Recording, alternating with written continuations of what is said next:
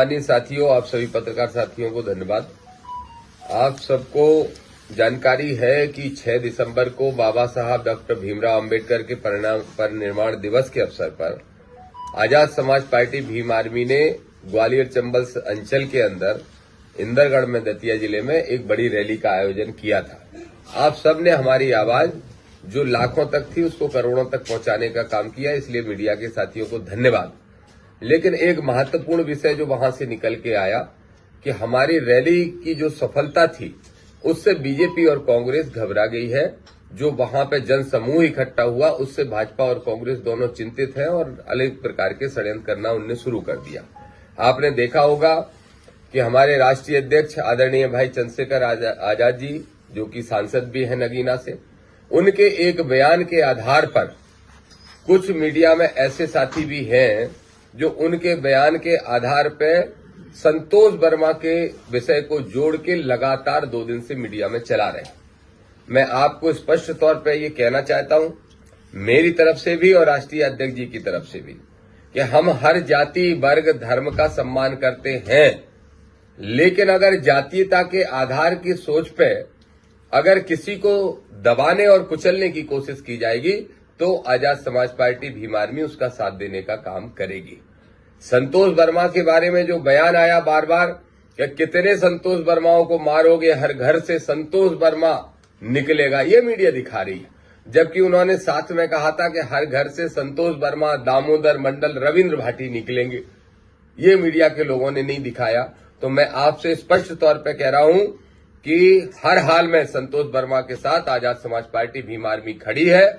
संतोष वर्मा ने जिस तरीके का बयान दिया है, ठीक वैसा की वैसा बयान मोहन भागवत ने भी दिया है, आरएसएस के प्रमुख ने।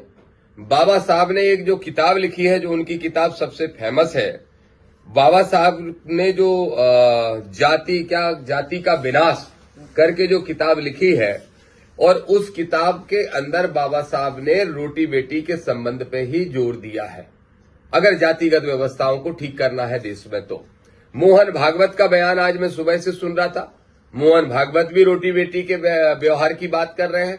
तो फिर संतोष वर्मा का अपराध क्या है? क्यों संतोष वर्मा को मनुवादी लोग फांसी सूली चढ़ाने के लिए तत्पर खड़े हैं?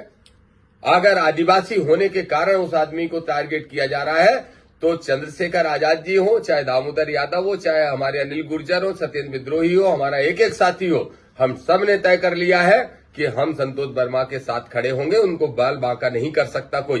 किसी गलत फहमी में नहीं रहे कि हम गला काट लेंगे, हम सिर काट लेंगे, हम जीभ काट लेंगे। क्या मनु विधान को फिर से लागू करने का जो हम आरोप लगाते आए हैं, मनु विधान को आरोप इसलिए सही सिद्ध हो रहा है कि मनु के विधान के अनुसार ही तो शूद्रों की जीभें काटी जाती रही, उनको गर्दन काटी जाती रही, उनको झाड़ू बांधा जाता रहा है। तो ये मनु विधान को लागू करने वाले लोगों का इस मध्य प्रदेश के अंदर कोई डट के मुकाबला करेगा तो आजाद समाज पार्टी भीम आर्मी हमारा एक एक कार्यकर्ता करेगा।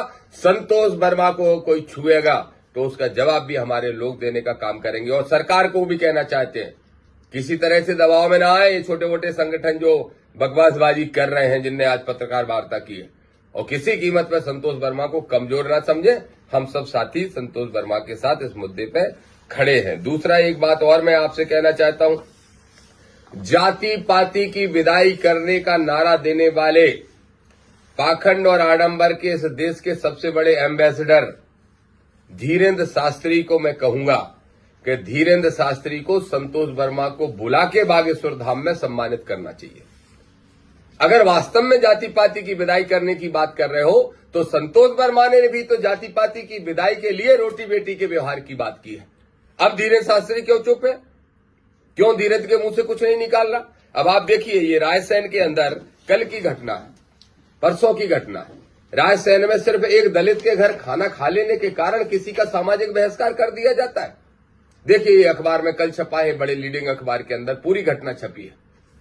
आज भी कुर्मी को, कुशवा को, पाल को, गुर्जर को, दांगी को, रावत को, पहले तो सिर्फ एससी के लोगों पे एट्रोसिटी होती थी, आज ओबीसी के लोगों पे तक एट्रोसिटी हो रही है।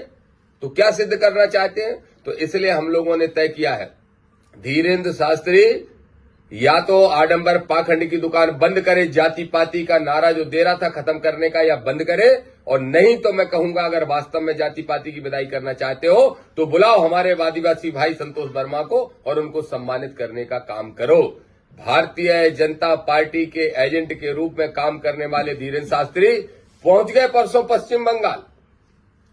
कहां हिंदू जगाना है? वहीं हिंदू जगाना है जहां चुनाव होने वाला विधानसभा का। जब बिहार का चुनाव आता है तो बिहार में जाके लोगों को इकट्ठा करता है, जब हरियाणा का चुनाव आया तो हरियाणा में इकट्ठा करता है, जब बिहार का चुनाव चलने लगता है तब सनातन एकता यात्रा निकालता है। अब पश्चिम बंगाल में पहुंच गया कथा करने के लिए। ये भाजपा के एजेंट के रूप में धीरेन्द्र शास्त्री का पर्दाफाश हो चुका, चेहरा ओपन हो चुका है। हम फिर स्पष्ट तौर पर कहेंगे, अपनी पार्टी का हमारा बिल्कुल साफ स्टैंड है। जो हमने कार्यक्रम किया और जो जन समर्थन मिला और जो तीसरे दल की यहां कमी थी, वो कमी आजाद समाज पार्टी 2028 के अंदर पूरा करने वाली है। मध्य प्रदेश में हम सरकार बनाने का दावा करते हैं कि अगली बार हम सरकार बनाएंगे। कल साथी पत्रकार पूछ रहे थे कि आप फलानी पार्टी को रिप्लेस करके तीसरी पार्टी बनोगे। हम कहते हैं नहीं, हम इकलौती वो पार्टी बनेंगे। कांग्रेस वो काम नहीं कर पा रही, निठल्ली है कांग्रेस, निठल्ली है कांग्रेस। मनुवादी और सामंतवादी विचारधारा से ओतप्रोत है कांग्रेस। भारतीय जनता पार्टी की वास्तव में अगर कोई बी टीम है तो वो है सिर्फ कांग्रेस। चाहे दिग्विजय सिंह हो, चाहे कमलनाथ हो, चाहे जीतू पटवारी हो, इनकी किसी की हिम्मत हुई कि धीरेन्द्र शास्त्री गैर संवैधानिक यात्रा का विरोध करते? क्यों विरोध नहीं किया? आज जब संतोष वर्मा पे एक आदिवासी होने के कारण उसको टारगेट किया जा रहा है, तब कांग्रेस भारतीय जनता पार्टी की भाषा बोलने का काम करती है। तो मानवर कांसीराम साहब ने जो आरोप लगाया था वो आरोप सिद्ध होता है कि दोनों, एक सांपनाथ है तो दूसरा नागनाथ है। बहुजन समाज के लोगों से, पिछड़े वर्ग के लोगों से और SC ST के लोगों से हम कहेंगे पूरे मुट्ठी बन के एक तैयार हो जाओ। 2028 के अंदर हम अपनी सरकार बनाने का काम करेंगे।